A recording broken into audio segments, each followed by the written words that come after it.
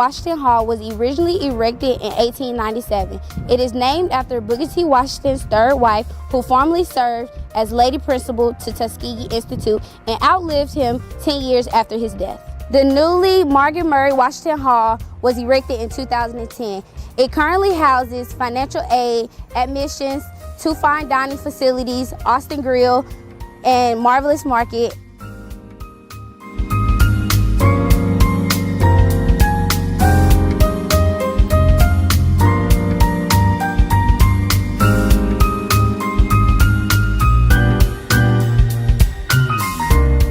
The quadrangle is surrounded by several buildings, including Carnegie Hall, Tompkins Hall, Adams Hall, Huntington Hall, Douglas Hall, and White Hall, which has a beautiful bronze clock tower which sits upon it and chimes at the top of every hour.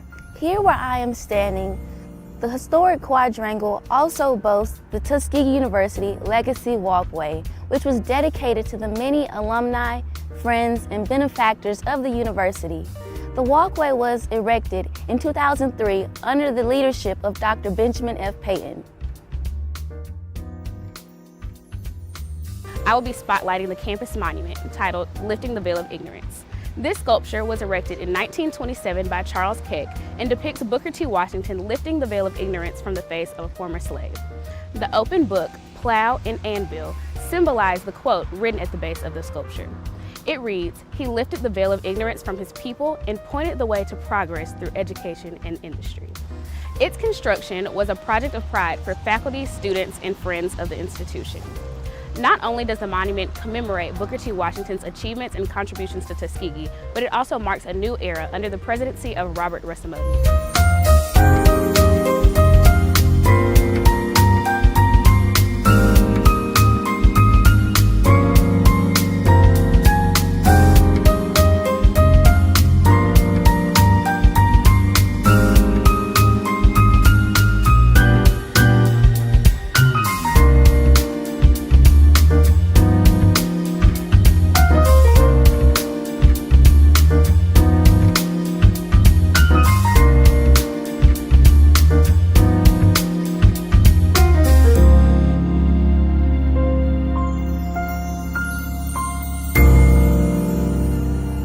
In 1957, the first chapel was burned down due to lightning. The original chapel, which was designed by Robert R. Taylor, was the first building in Macon County with electric lights. It was also built by Tuskegee students with approximately 1.2 million bricks. The current chapel was reconstructed in 1969. Located inside the chapel is a replica of the singing windows. The original design, which was included in the first chapel, portrays 11 popular Negro spirituals.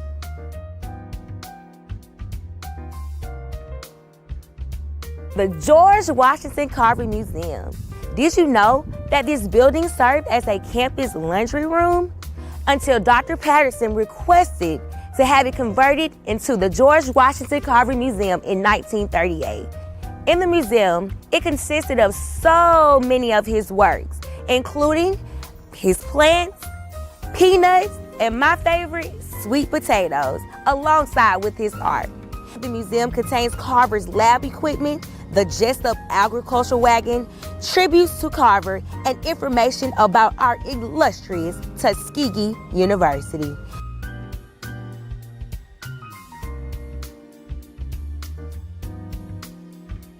Kellogg Hotel and Conference Center, formerly known as Dorothy Hall. Dorothy Hall was erected in 1901 and served as a trade school for women and the original guest house. From 1938 to 1943, George Washington Carver lived in this building in room 226.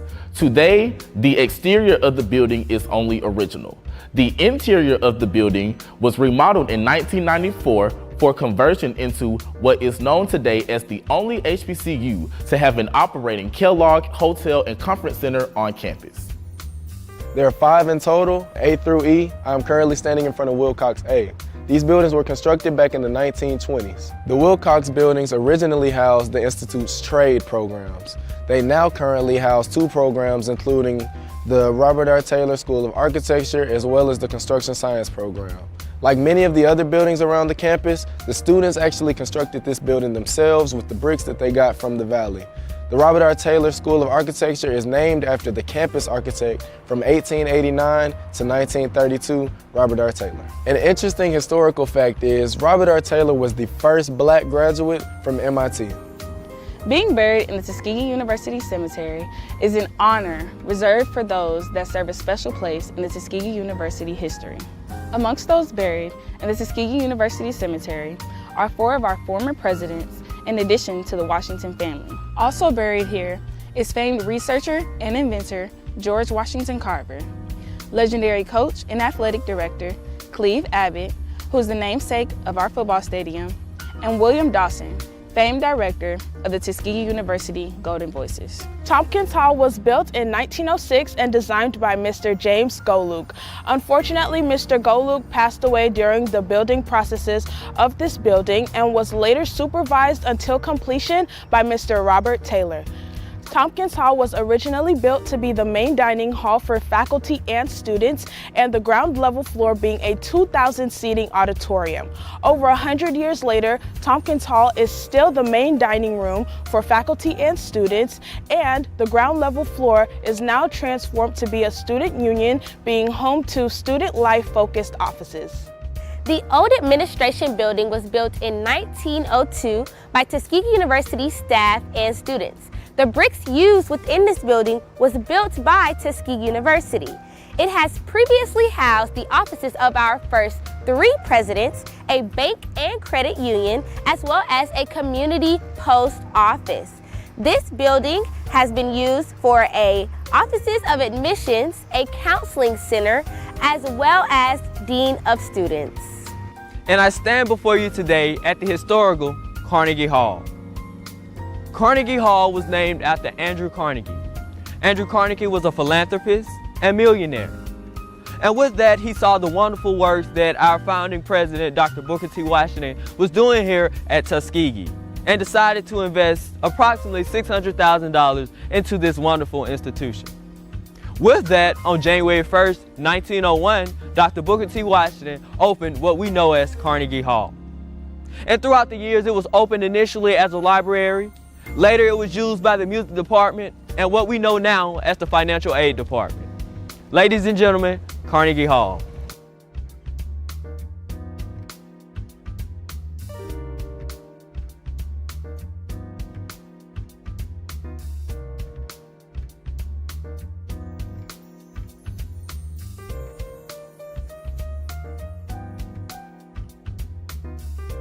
Being built in 1889, the band cottage is the oldest building on campus. It was originally used as a vocational training school and where Tuskegee Institute's founder, Lewis Adams, taught tinsmithing. Its later use became the practice room for the Marching Crimson Piper Band, and today is used as a Naval Reserve training program for our ROTC program here at Tuskegee University. In 1893, when Thrasher Hall was built, it was originally named the Science Building. This is where all the science classes and labs were held.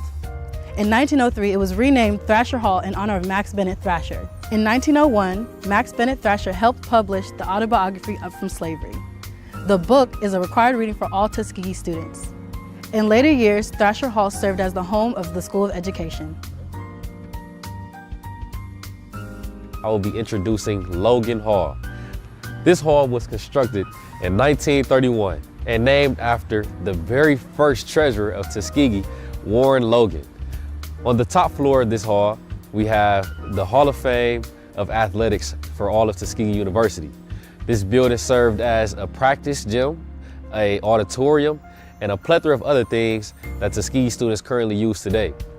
Today, Logan Hall currently serves as the intramural sports headquarters. It holds the weight room and also holds majority of all athletic offices.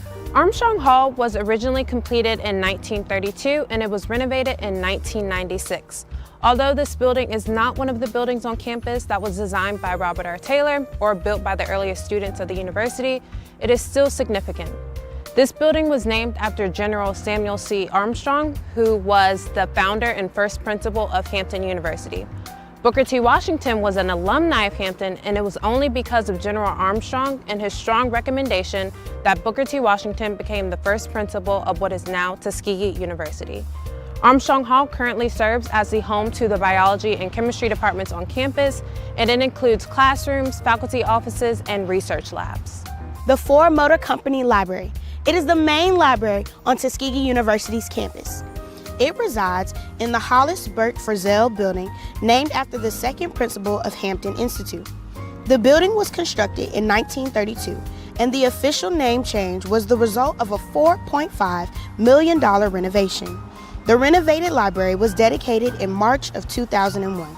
Currently, the main library collection contains over 310,000 volumes of books and bound journals, 1,400 subscriptions to magazines and journals, 20 newspapers, and 30,000 government documents. Washington Room, located on the 3rd floor, is dedicated to Booker T. Washington and contains materials by and about Black people. The Oaks was home to Booker T. Washington, and the home got its name because of all the trees that surround the home. The home was created and built by students of the university, and it was completed in the year 1900. The home was also designed by university architect Robert R. Taylor. The home consists of 3 floors, 15 rooms, and it's 7,800 square feet. The furniture inside the home was created by local craftsmen and students of the Institute. Booker T. Washington stayed in the home until his death in 1915. In 1974, the home was given to the National Park Service to manage under the Tuskegee Institute National Historic Site.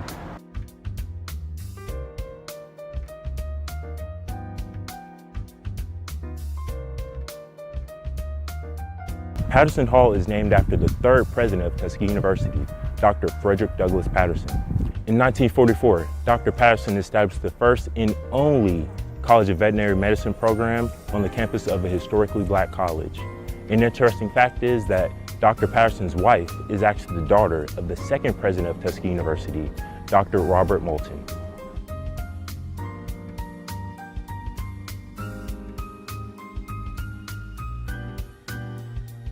I will be highlighting John A. Kenney Hall, commonly referred to as Bioethics. Have you ever wondered why bio was structured so differently from the other buildings on campus? Well, for many years, this building served as the John A. Andrew Hospital. It was one of the few public facilities that serviced African Americans in the rural South. The National Center for Bioethics and Research in Healthcare was established in January 1999. The center was a partial response to President Clinton's apology for the U.S. Public Health Service study in syphilis in Tuskegee, Alabama from 1932 to 1972. Opened in April of 2009, the Legacy Museum was created to honor the 599 participants of the United States Public Health and Service study of untreated syphilis in the Negro male in Macon County, Alabama, a study that lasted from 1932 through 1972. The Legacy Museum houses historical moments in public health, science, medicine, and visual arts. One of the Legacy Museum's proudest exhibition dedicated to one Henrietta Lacks, a Black woman known for her contribution to medicine in the form of HeLa cells. Basil O'Connor Hall is named after Basil O'Connor, who was the former president of the American Red Cross and also a member of the Board of Trustees here at Tuskegee University. Mr. O'Connor founded 2 national foundations for the treatment of polio patients. Today, the building houses the School of Nursing and Allied Health. Under that umbrella falls nursing, health sciences, and occupational therapy. An interesting fact, the school houses the first accredited nursing program in the state of Alabama.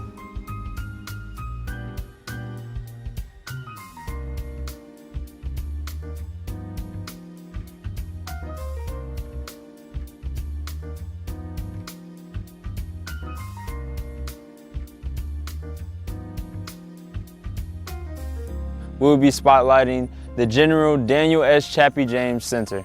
Unlike some of the other buildings on campus, Chappie James was not constructed by the students. It was actually constructed in 1987, and right here where I'm standing, former President Ronald Reagan actually cut the original ribbon to open the building.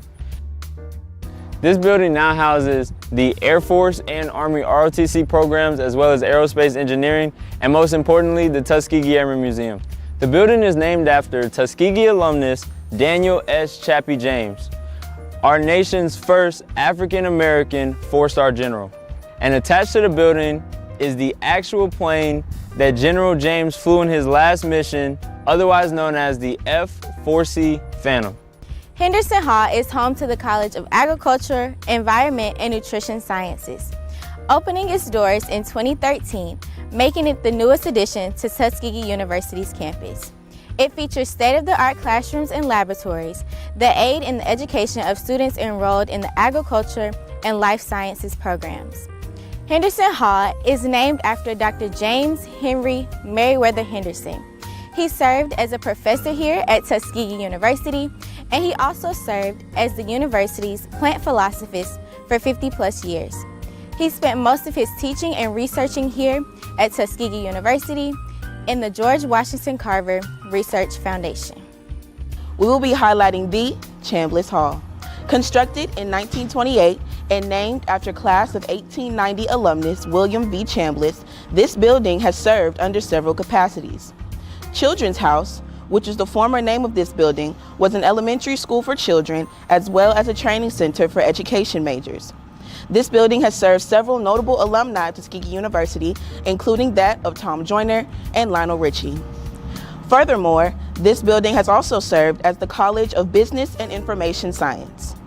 Currently, Chambliss Hall serves as the headquarters for the Department of Fine and Performing Arts and is home to the best band in the land, the Marching Crimson Pipers.